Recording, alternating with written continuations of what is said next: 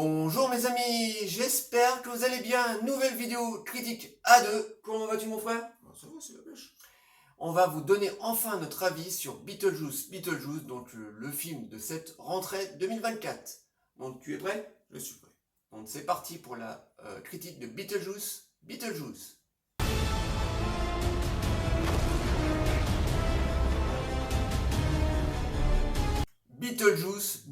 Alors qu'est-ce qu'on a pensé de ce nouveau chapitre? Alors tu commences ou je commence? Je vais commencer. Allez, vas-y, commence.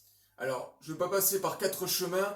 J'ai trouvé cette suite de Beetlejuice vraiment pas terrible du tout. Tout simplement parce que c'est une suite tardive. Le film sort plus de 30 ans après le premier.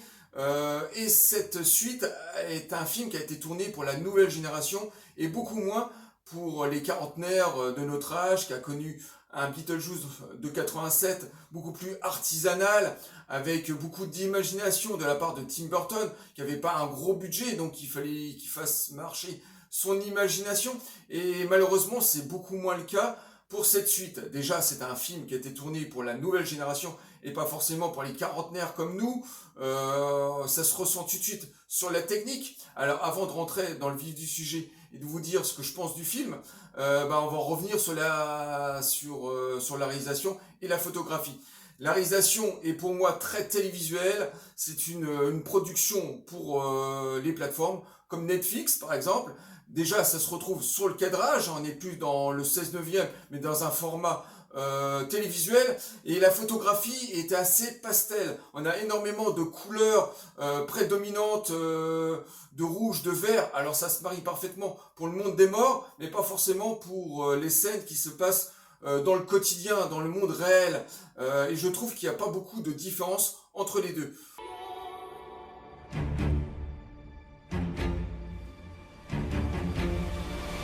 Ensuite, au niveau du casting, on fait revenir des acteurs du premier film, ce qui est tout à fait normal. Winona Ryder, bien sûr, en tête.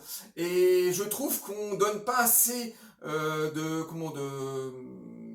dramaturgie autour de ces personnages. Ils n'ont pas grand-chose à raconter. Ils sont placés là pour apporter, bien sûr, quelque chose à l'histoire. Mais ils sont pas assez présents. Ils sont plutôt en guest star. Alors, bien sûr, il y a des nouveaux acteurs.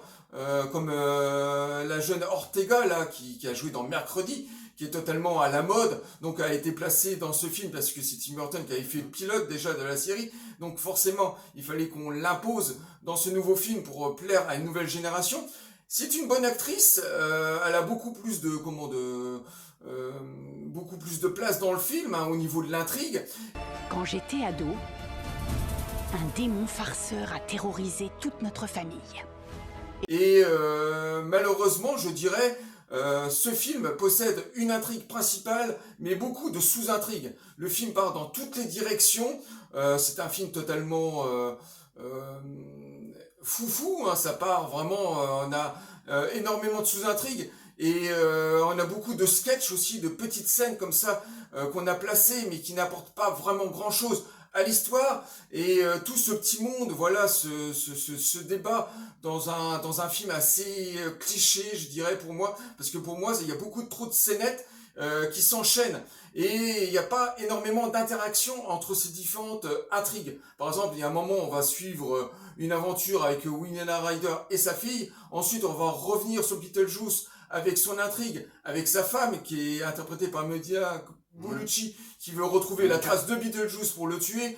Et ensuite, on va revenir sur d'autres intrigues. Donc, il y a énormément comme ça de points de vue différentes dans une intrigue principale assez molle pour ma part. C'est qui Beetlejuice? Ne prononce jamais son nom, Beetlejuice.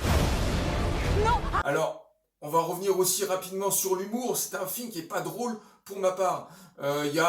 On sourit par moments parce que c'est un film assez burlesque. On est quand même toujours dans Beetlejuice. Mais l'humour, ces différentes scénettes burlesques me fait pas rire. Moi, ça m'a fait sourire plus qu'autre chose. Alors, il y a encore quelques fulgurances de la part de Tim Burton. Quelques séquences bien pensées. Par exemple, dans les séquences de traitement de personnages. Par exemple, on a une séquence où un des personnages meurt dans le film et on nous raconte un petit peu sa disparition à travers une séquence du practical en petits personnages en pâte à modeler qui est vraiment savoureux, mais malheureusement ça dure quoi, peut-être 1 minute 30, 2 minutes maximum. Ensuite, il y avait une autre séquence qui est plutôt intéressante. C'est l'histoire de Beetlejuice quand il était dans le monde des vivants avec sa femme. Donc une petite séquence en noir et blanc, assez gothique, assez noire comme ça. Un petit peu un hommage à la Hammer de toutes ces productions des années 60 qui étaient bien mises en image. On envoie la sauce. Tu seras tellement heureuse avec moi. Et ça, c'est les petites trouvailles que Tim Burton a encore dans sa besace de temps en temps placées dans le film. Mais dans l'ensemble, on est dans une relecture du premier Beetlejuice en reprenant carrément des scènes du premier film avec beaucoup moins d'imagination. Même si je trouve que la fin de ce film-là est plutôt réjouissant dans l'église. Voilà, ça part dans toutes les directions. Il y a quelques petites idées apportées, mais malheureusement, on est dans une suite beaucoup trop tardive, dans un film qui a été véhiculé et qui a été réalisé pour une nouvelle génération et pas forcément pour les quarantenaires, et beaucoup trop numérique, trop de tout en fait, et voilà, trop numérique. Et pour moi, c'est une grosse déception. J'aurais préféré retrouver l'artisanat du tout premier avec peut-être un budget beaucoup moins conséquent que celui-là qui a eu je crois qu'il a eu un bon budget de 80 000, je crois, ou un truc comme ça, ou 100 000. Ouais, c'est pas plus. Donc voilà, donc le budget a été utilisé au niveau du practical et du numérique, mais j'aurais préféré retrouver largement l'artisanat du tout premier film. Les vivants et les morts. Alors pour ma part, je vais complètement être assassin sur ce film que j'ai détesté. Alors en temps ordinaire, j'arrive toujours à trouver une petite nuance pour les critiques des films. Voilà, même les films que je n'aime pas, j'arrive toujours à trouver des petites choses que j'ai bien aimées. Mais là, dans ce film, il y a très peu de choses qui m'ont plu, parce que pour moi, c'est une suite qui est inutile. Vraiment, c'est un film qui a été réalisé pour la nouvelle génération 2024 et pour se faire du pognon, tout simplement. J'ai détesté. Alors, je vais commencer, bien entendu, par la technique. Alors, le film est réussi dans sa forme, mais surtout pas dans le fond, avec cette histoire de merde. Alors, dans la forme, le film est plutôt bien réalisé, même si c'est une réalisation très numérique, qui est bien calibrée pour les plateformes, genre HBO Max plus tard, parce que le film va sortir forcément sur HBO Max. Et donc, la réalisation est très numérique, mais attention, à côté de ça, il a tourné quand même son film à 50%, en practical, voilà. Donc il a réutilisé des animatronics, du maquillage et des prothèses, bien entendu, pour revenir dans ce monde complètement taré qui est Beetlejuice. Voilà, on est quand même dans un film qui est choral, qui parle de mort, enfin de la mort, avec une grande batterie de monstres. Donc il fallait forcément revenir un peu à une technique à l'ancienne. Donc il tourne une partie de son film en practical, et ça c'est plutôt cool, mais attention, à côté de ça, il y a quand même énormément de numérique et ça se voit. Mais les deux se mélangent plutôt bien, et je trouve que en termes de la technique, le film est plutôt joli et sympa à suivre. Où est Beetlejuice? Où est Beetlejuice? Et dans son fond, mais franchement, cette histoire, elle est pourrie. Je sais pas si tu t'en dis, mais moi, cette histoire m'a fait chier. Je me suis carrément fait chier. Et pourtant, le film dure 1h45. Moi, je me suis fait chier. Et à un moment, je voulais me barrer tellement cette histoire ne m'intéressait pas. Alors, pour essayer de rameuter un maximum de personnes dans les salles, aussi bien la nouvelle génération, mais aussi bien l'ancienne génération, eh ben, on fait revenir la plupart des acteurs du premier Beetlejuice. Donc on a Winona Ryder qui reprend son rôle, on a Catherine O'Hara qui reprend son rôle, bien entendu on a Michael Keaton qui reprend le rôle de Beetlejuice. Donc on a pas mal d'acteurs du tout premier film qui revient. On a aussi un nouveau casting comme Jenna Ortega, qui est la nouvelle muse de Tim Burton, voilà, qui est la petite coqueluche des ados avec la série Mercredi. Donc voilà, il faut bien rameuter les gamins dans les salles de cinéma. Donc on a des anciens personnages qui reviennent et des nouveaux. Mais ces personnages ont énormément de mal à s'entendre. Alors pas sur le plateau, parce qu'il paraît qu'il y avait une très bonne entente sur le plateau. Et d'ailleurs, ça se voit que les acteurs prennent beaucoup de plaisir à jouer dans ce film. Voilà, que ce soit les anciens ou les nouveaux. Voilà, il y a une très bonne entente, ça se voit. Surtout n'aie pas peur. Vous n'êtes que le fruit de mon imagination. Et ça, c'est le fruit de ton imagination. Mais par contre, les personnages ont énormément de mal à interagir. Voilà, moi j'ai trouvé que ça marchait vraiment pas bien, parce qu'il y a d'une part beaucoup trop de personnages, beaucoup trop de sous-intrigues. Alors on a des sous-intrigues qui vont masquer d'autres sous-intrigues avec une histoire principale. Tout ça, c'est un bordel sans nom. Et pour moi, ça pourrit complètement le film. Ça pourrit cette histoire qui est complètement pétée, hein, voilà, qui est une histoire complètement simple, mais avec un tas de personnages comme ça qu'on suit. Alors à un moment, on va suivre le personnage, une aventure avec Beetlejuice et Lydia. Après, on va suivre l'aventure avec Jenna Ortega et son petit ami. Ensuite, après, on va revenir sur la méchante, qui est jouée par Mandela Bellucci, le flic. Alors, on passe comme ça d'un personnage à un autre, et c'est complètement fourre-trac. Dans le premier film, c'était un petit peu le cas, mais tout s'embriquait parfaitement. Là, c'est un bordel sans nom. On a beaucoup trop de personnages, et ça fout en l'air complètement le film. C'est ce qu'on va tâcher de savoir. Alors, le film pour moi, mais déjà des plombes à commencer. Vraiment, on attend 15 minutes pour voir enfin le petit village et la maquette qui va refaire ressurgir Beetlejuice du monde des morts. On attend 15 minutes. Je me suis dit, mais merde, qu'est-ce qu'il fout, putain, quand son film va réellement décoller? Et pour moi, le film déjà souffre de lenteur par moment, et pourtant c'est un film complètement fou, hein. Ça part dans tous les sens, on s'emmerde pas vraiment, hein. Non. Il y a de l'action en permanence, on a un vestiaire de monstres en voiture, en voilà. Toutes les scènes qui se passent dans le monde des morts est plutôt sympa. Comme tu disais, par moment, Tim Burton a des petits moments de génie, voilà. La manière qu'il a trouvé pour faire revenir le père, et là je m'arrête là parce que ça va rentrer dans le spoil sinon, la manière où il a trouvé l'idée de faire revenir le père était vraiment une très très bonne idée, voilà. L'acteur malheureusement n'a pas pu reprendre son rôle parce qu'il a des problèmes judiciaires, il est en prison, donc il n'a pas pu reprendre son rôle.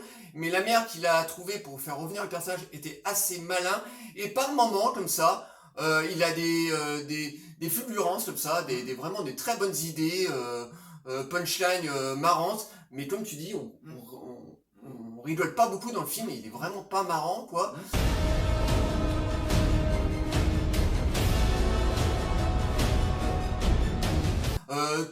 Tout ce qu'on retrouve dans ce film, en fait, c'est l'univers loufoque de Beetlejuice, mais c'est tout, quoi, c'est tout.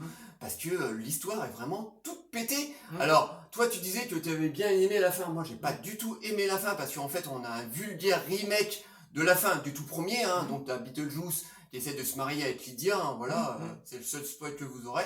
D'ailleurs, parce que je pense qu'à l'heure qu'il est, vous êtes nombreux à aller voir le film, parce que il cartonne.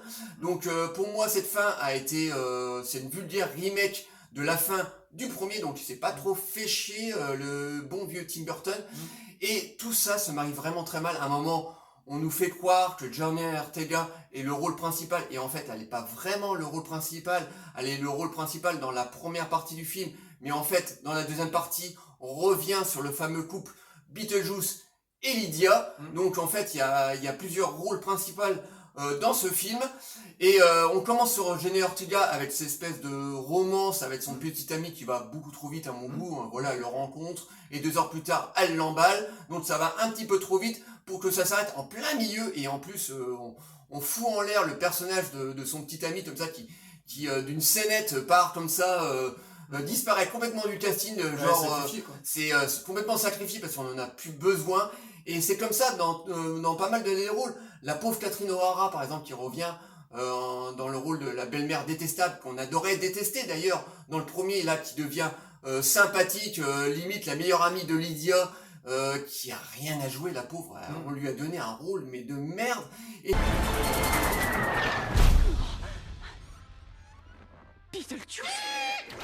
le cas pour beaucoup de personnages. C'est le cas pour Willem Dafoe aussi, qui joue le rôle de ce flic du monde des morts, qui a pas grand chose à défendre. La pauvre Monica Bellucci, qu'on lui donne enfin, Tim Burton lui fait croire qu'elle a le rôle de la grande méchante du film, mais en fait, pas du tout, qui a un tout petit rôle, on la voit simonie par le film, voilà, qui n'a rien à jouer, et c'est le cas pour la plupart des personnages. Et cette histoire est, encore une fois, elle est pourrie, mais moi j'ai trouvé, mais c'est vraiment une histoire de série télé, d'un épisode de série télé. Donc moi, clairement, voilà, j'ai détesté ce film.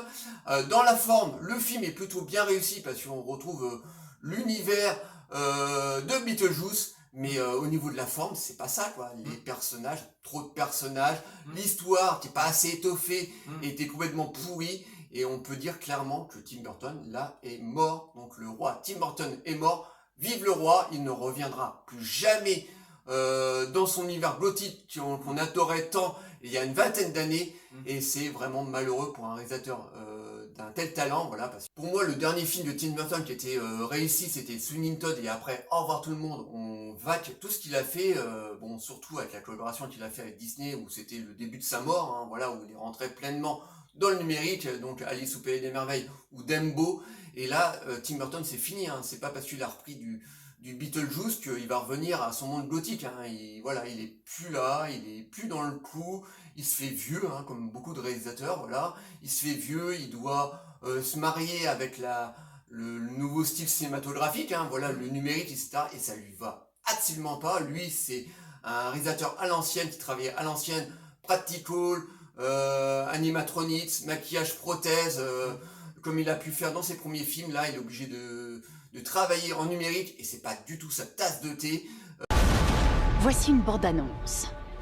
Je vous préviens, ça va secouer.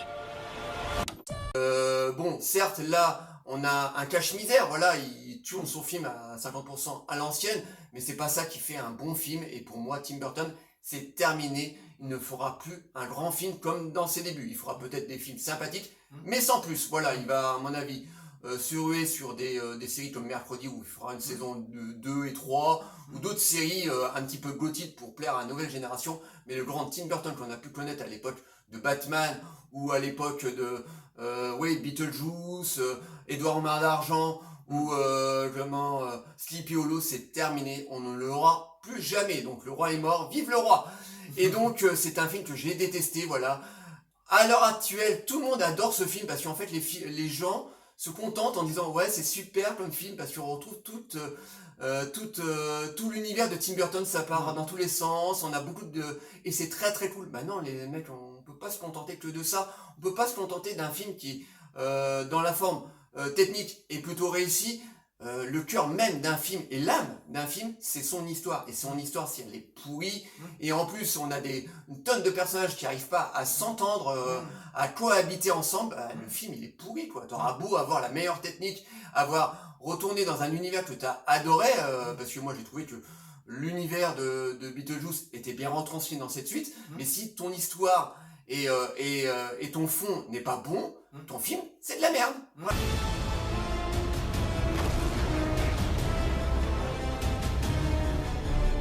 Et encore une fois, moi j'ai trouvé que l'histoire est vraiment bateau, voilà, on a vraiment une histoire mais basique de chez basique.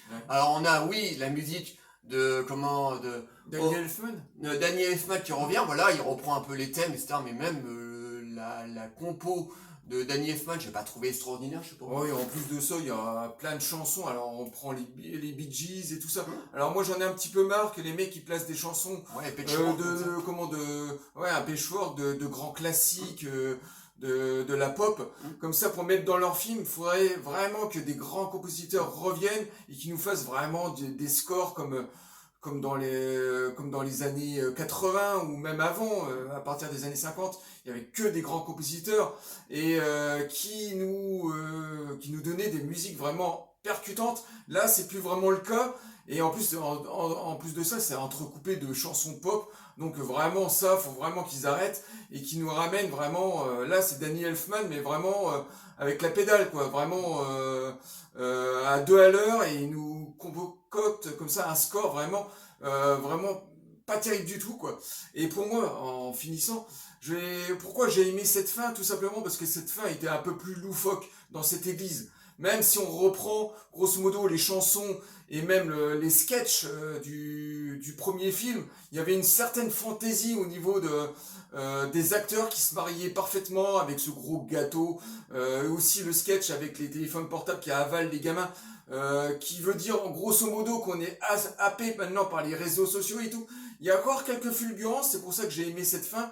Mais voilà, c'est vrai que c'est une relecture sans vraiment beaucoup d'originalité. C'est surtout au niveau de la forme et du foutraque que cette scène représente qui m'a beaucoup plu. Mais sinon, en dehors de ça, moi je suis d'accord avec toi. C'est vraiment... pour moi, tout simplement, ce film, pour moi, c'est un film 2024.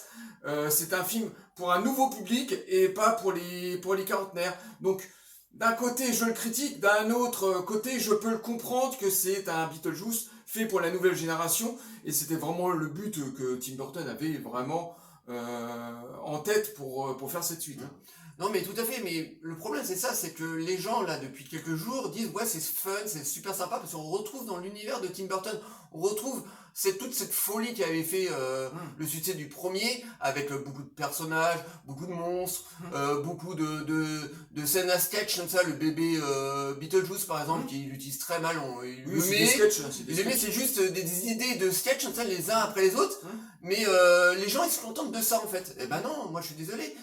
Si ton histoire est pas bonne, si ton armée de personnages, parce que c'est le cas dans ce film-là, une armée de personnages n'arrive pas à s'entendre, n'arrive pas à cohabiter ensemble, parce que voilà, il faut traiter énormément d'art dramatique pour chaque personnage, et en 1h40, tu peux pas tout développer les arts dramatiques des personnages. Voilà, il y en a certains qui passent complètement à la trappe, et puis il y en a d'autres qui restent. Enfin bon, c'est un bordel sans nom. Si tout ça est pas réussi, ton film n'est pas bon, voilà, on peut pas que se contenter de dire oui, c'est super, c'est un super train fantôme de 1h40, on est retourné totalement dans l'univers de Tim Burton et c'est fun.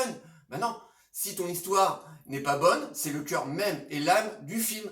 Ton film sera pourri, voilà, on peut pas se contenter d'effets numériques, on peut pas se contenter d'effets practical pour aimer un film, voilà, sinon vous êtes vraiment, voilà, vous êtes pas difficile du tout, hein, voilà, vous voulez juste vous vider la tête pendant 1h40 et voir juste des effets numériques et des maquillages, et ben nous on est un peu plus exigeant que ça. Voilà, nous on a eu la chance d'être né dans une période où le cinéma était roi, on avait des grands films avec des grands cinéastes qui voulaient faire des films pour le public et non pour le pognon, hein, parce que maintenant malheureusement c'est ça, maintenant on fait Hollywood surtout fait des films pour le chiffre et non pour le public, c'est juste après hein, pour le public, hein. Voilà, ils réfléchissent déjà par les chiffres et non, nous on n'a pas besoin, moi j'ai pas forcément besoin d'un film super beau visuellement si l'histoire me plaît pas et si les personnages sont mal écrits, et ben pour moi c'est foiré, le film c'est de la dope. Et pour moi Beetlejuice c'était ça, parce que moi j'ai passé vraiment 1h40 à m'emmerder mais à un point pas possible. Je me suis dit, putain, je suis quand même devant un Beetlejuice, bordel de merde. Je devrais pas m'emmerder. Je devrais rentrer dans le wagonnet de ce train fantôme et puis m'amuser, m'éclater. Et ben moi, je me suis pas du tout amusé. Ce film est foiré parce que Tim Burton n'est plus du tout dans le coup. Donc voilà, vous avez bien compris, parce que voilà, on pourrait encore en parler pendant des minutes et des heures, et de ce film, mais vous avez bien compris qu'on n'a pas du tout aimé ce nouveau Beetlejuice. J'espère que par la suite, il va pas en réaliser un troisième, parce que ça y est, là, c'est bon. Tim Burton, je ne sais pas ce que tu dois faire maintenant de nos jours, mais fais des séries télé, genre mercredi pour la nouvelle génération, mais arrête le cinéma, franchement, si c'est pour faire ça. Refaire une suite d'un film qui a été un succès, etc. Arrête, quoi, ça sert à rien. Donc voilà, vous avez bien compris qu'on avait détesté ce film. Donc allez le voir si vous voulez aller le voir. Hein, voilà, donc ce n'est que nos avis personnels, mais franchement, nous, on a vraiment détesté. Bon, on va faire le petit message de fin. Oui. Likez, délikez, abonnez-vous. N'hésitez pas surtout à nous dire ce que vous avez pensé de ce nouveau Beetlejuice. On vous répondra toujours avec plaisir. Et nous, on vous dit à très très bientôt. Ciao Ciao les amis.